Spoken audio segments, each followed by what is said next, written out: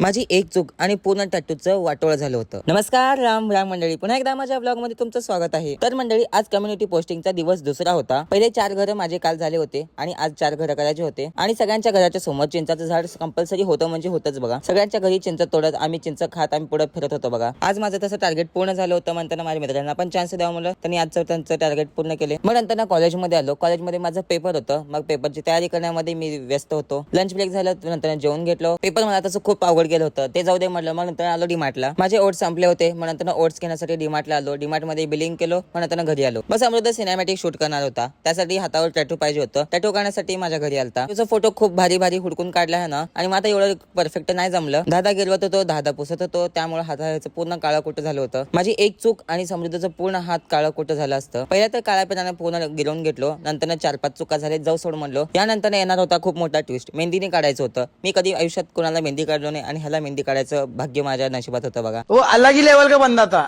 चल झूठा. तर मंडळी, टॅटूचा आणि सिनेमॅटिक शूटचा पाहायचा असेल तर व्हिडिओ तर समृद्धच्या आयडीला जाऊन बघू शकता तुम्ही. आणि या व्हिडिओचा नेक्स्ट पार्ट बघायला तुम्ही विसरू नका. त्या व्हिडिओमध्ये आम्ही कुठे गेलो कुठे नाही ते सगळं सांगणार आहे तुम्हाला. आमचा फोटोशूट कसं आहे कसं नाही तुम्हाला पण कळेल थोडंफार. आणि याचा ब्लॉग येतो संपूर्ण. भेटूया नेक्स्ट ब्लॉग मध्ये. Thanks for watching.